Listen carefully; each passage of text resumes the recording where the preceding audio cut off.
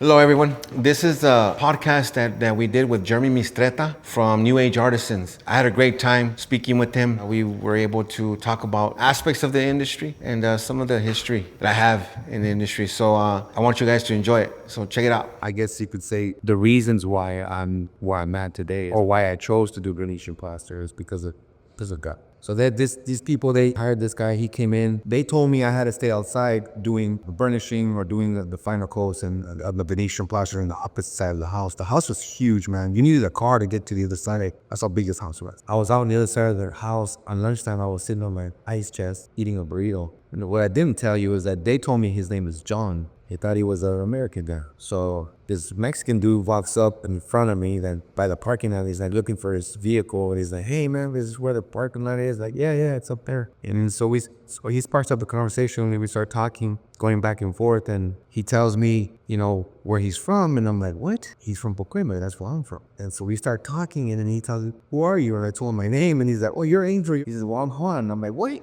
Juan, get out of here. I thought you were John." He's like, "No, bro, what do you mean, John? I'm the Mexican, bro. I'm Juan." I was like, it was the funniest thing in the world. So he told me, "You know why they have you out here, right?" I told him, "No, why? What's up?" He's like, "They don't want you to learn how to do this finish." And I was like, "Oh, no, it's all good. I'm not going to go in there." He's like, "Dude, I'm going to take you in there with me." And I was like, "Nah, man, I'm good, bro. I'm good where I'm at." At that particular time in my life, I wasn't looking at Venetian plaster like my go-to, like that was what I was gonna do with my life.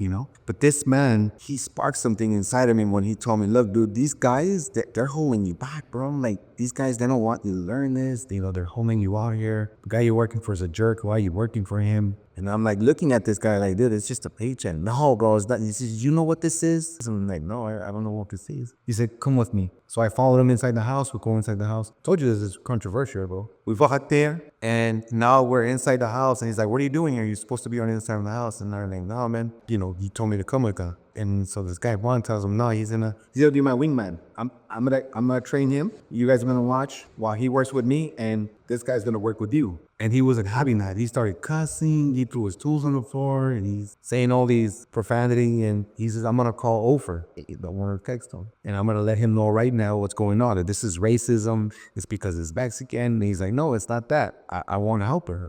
And he's like, No. I didn't pay for him, so you're not training him." He gets on the phone. I never met Ofer. I didn't even know who this guy was either. One. He calls Ofer. He puts him on speaker, and Ofer is like, "Hey." And so he's talking to this guy, and he's telling him, "Hey, man, this guy is, gonna train one of my guys for free. This is bull crap. This is, racism. It's because it's Mexican." And Ofer let him do all his rant, and Ofer said, "Look, whatever Juan does, I'm gonna allow him to do whatever he says he's gonna do. If he says he's gonna train this guy, I'm gonna let him do it. If you are not happy with the results of whatever Juan is doing, I'll gladly give you back your money, and we will not show you how to do the finish. How you like that?" And he was like, "Oh, well, no, well, I guess it's fine." He just changed his mind, but he still acted like a jerk, bro. He hung up the phone. I ended up being on there, but that particular moment, that for me was when I made my decision to say, "You know what? Not only am I going to learn this, but I'm going to be better than you. Not to take your work, but I'm going to be better than you because I'm going to show you that what you're doing is wrong, bro." And I didn't realize that until this guy Mom brought it to my attention. You know what I mean? I was just living, bro. I was just enjoying the birds flying. I was eating my burrito. I'm just sitting there, I wasn't even thinking about any of that, dude. It's funny, bro. It's funny the way life is. But from that moment on, I made it my journey. I don't know, man. I just had to do this. I had to learn how to do it. How old are you now? In my early 20s, I want to say 23, 24, maybe even 25. And then I left, I started my own thing. And it's funny because I struggled, bro. I struggled so much. I ended up calling the guy back. I broke it down and I called him back. I was like, "Hey, man, can I have my job back?" And he's like, "Dude, I would love to hire you back because you really did what you're doing." So I ended up getting the license. I got everything together. And God helped me, bro. God helped me to do everything I had to do, and I did it right. And I got work. It was tough. It was tough. Like we talked about earlier, when you first get started, it's not easy, man. I mean, samples, you go and meet people, you give me stuff for free, you're showing up, you're making samples for these people, and then they take the samples and they look at it and they're like, how much is it? Or you tell them the price, they're like, all right, well, I'll think about it. Then they take your sample and then give it to the drywall guy and he matches it. Oh, bro. Or the painter, they'll give it to the painter. Can you match this?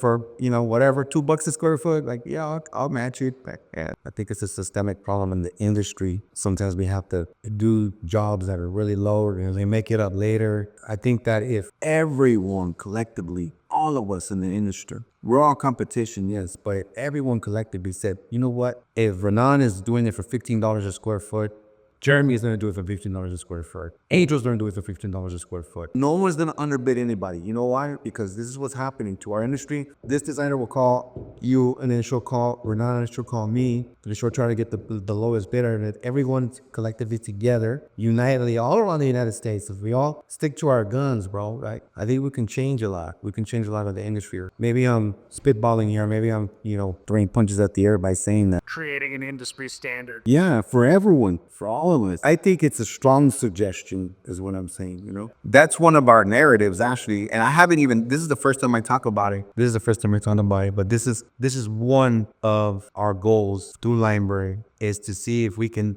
get everyone together, united together for our industry. For every artisan, for even artisans that are just starting, to keep it as standard where it needs to stay so that none of us can be hurt. None of us should be hurting. And if we're not working, it's okay. But when we do work, we're not going to be hurting. You know what I'm saying? In every state, like I said, gas prices, we could use that as an example. In California, you're going to pay a premium because you're in California. And then you go to Florida, it's a completely different price. You go all the way up to upstate New York, that you're looking at the same prices as a Pamponi. So obviously, depending on the area where you're at, you're not going to have the same price. And so if I'm here in El Paso, Texas, obviously I'm not going to be able to charge what I charge in Las Vegas, Nevada. I charge a lot more in Las Vegas, Nevada. Here in El Paso, I can't. I probably could, but it would be harder for me to get work and compete, right? It would be harder. So let's say there's 10 applicators here where I'm at, right? And I reach out to all 9 and I let them all know, hey, listen, I'm Angel. I own this. This is what I do. You do it too. Why don't we all have a meeting together? Everyone meets together. We'll all do it together. We'll hang out and find out where everyone's at, and then have an agreement, a handshake, a gentleman's agreement. Like, hey, look, man, this is going to help us. And this is not to knock anyone, because contractors need to make money. Designers need to make, everyone needs to make money. But as an artisan, we take all the risks, man. We take all the risks, So let's just say, for instance, that you take, for example, a shower. You do a shower. If it fails for whatever reason, let's say that the gentleman before you, the contractor, might have done maybe the friend just a little bit off, and then the weather changes 6 months later, and now one of the studs shifts a little bit. Boom, you get a crack. Guess who has to fix it? You do. So if you go back and you fix it, everything's got to come out of your pocket, which is the labor, the material, even if it's just a substrate. Now, if you go back and you try to make an argument with the contractor, he's going to say your material fell. It's a nightmare. It's a nightmare. What ends up happening is that the artisan takes the hit. So if you're taking the risk, but yet you have to split your profit with everyone. You're splitting your profit with the contractor, you split your profit with the design, and then you're buying product too as well. And at the end, God willing, God forbid, that you have no issues at the end of the project. I came up with the name Limburn, the story from the past, burning from thousands of years into today, and how the lime that was being burned from when it started, when they figured it out to burn lime and to make it into a plaster. From then until today, they're still burning it, and everyone who's been touched by it, not just physically, but, designers, contractors, homeowners, and that want it in their home, everyone's lime burned. Or essentially everyone that had their hands in it somehow, some way, was then lime burned by it. And so I came up with that name, and the reasons for it was kind of controversial as well too. When I stepped on the scene, bro, I'm fairly new on social media. My boys have been telling me for years to get on to do like tutorial videos, to get followers. That's the way to go today. It doesn't matter what you know. It's what is who you are now. Now it's about presentation. Now it's about a character, building yourself as a character on camera, and and I don't believe that, Earl. Believe me when I say this to you, bro. I didn't want to do this. I'm spending my own money to do this because I want to expose a lot of the lies that are out there. That's one. Number two, I want to help our industry. And number three, I want to be able to help guide our artisans by, like with this conversation that we just had with pricing. That's one way that we can help, getting those ideas in people's minds, ideas of not just how to create a finish or how to, execute, a job, right? But also to be able to come up with better reasoning so that we can essentially help each other, and not be at each other's throats or worried about, oh, this guy's gonna take my job, or this guy's gonna, he doesn't do as good as work as me, and look at me, I'm gonna post this picture of myself standing in front of this wall with my arms crossed, and that's cool and everything, but we're better than that. I think as an industry, there's a lot of the love that's missing. A lot of love is missing. There's a lot of things that could be changed. And I'm not sitting here acting like I'm going to come in and I'm going to be, this person that's going to change everything, or I'm this expert that knows everything about plaster. Because I'll be honest with you, dude. I don't even feel worthy to do what I'm doing. I honestly don't, bro. I don't feel worthy enough to take the platform and to take the name line burn and to put it where it needs to be. I don't feel like I was the right person for it. But I do feel, and I have faith, because I have faith in God, that he gave me this idea, because he did. He gave it to me. And if he wanted to give it to someone else, he would have given it to someone else. But he gave it to me. So I'm taking it and I'm going to put it where I feel I need to do with it. And I'm not trying to take money from anyone. I'm not trying to take this platform to hurt anyone. I'm taking this platform to try to build people up, to encourage people. We just visited with an artisan in Phoenix. She's doing great. She just got started just a few years ago. And like all of us, I've been doing it for a long time as well. I'm still learning. We're all still learning. I have a lot to go still. Still have a lot to learn, Meeting with them was great because it felt good. It felt good to be able to do something with them and give back, and show them a couple of techniques. And so it's a feel-good thing for me too, It feels good to give back, And the last thing I want to say is that when I was taught this, the gentleman who showed me, Juan, when he seen me respond the way that I did, he hung out for an extra week in Las Vegas, and he came to the job site every day after work, and he would open his tailgate, bro, and pop his buckets out, his tools, and he showed me all kinds of finishes, bro, for free. And he did it out of the kindness of his heart. And he checked on me for like a year and a half. He would call me, hey, we got a new product, I'm gonna ship me some. He didn't have to do any of that. He never had to teach me. He never had to do any of that for you, bro. And he did that for me. And when I met Ron, he did so much for me.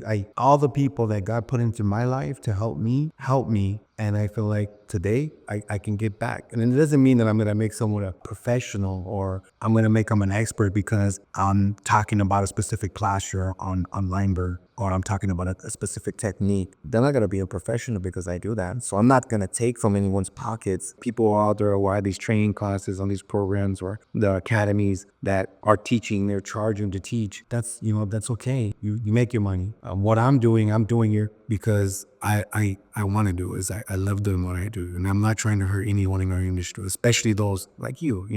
I know you have your online courses, you do your teaching in-house teaching as well, and I'm not trying to hurt anyone like that. I'm not. I'm just trying to help. I'm just trying to get back. That's it. People said it to me and said, hey, man, I think these guys are talking shit about you. Okay, you know what? Let me address that, bro. I want to address that. I said, I don't think they're talking shit. What I think they're doing is I think they're celebrating everything that we're doing here. Like, I don't think that kind of shit talking whatsoever. What that is to me is that is testimony that what we're doing, look deeper into the message of what those guys are talking about. Whenever you do something like that, you can't really elaborate too much, But since I have the platform and to elaborate on that specific video, I would love to. Look, I'm going to be honest with you. It wasn't talking bad on anyone or hating on anyone. What it is really this.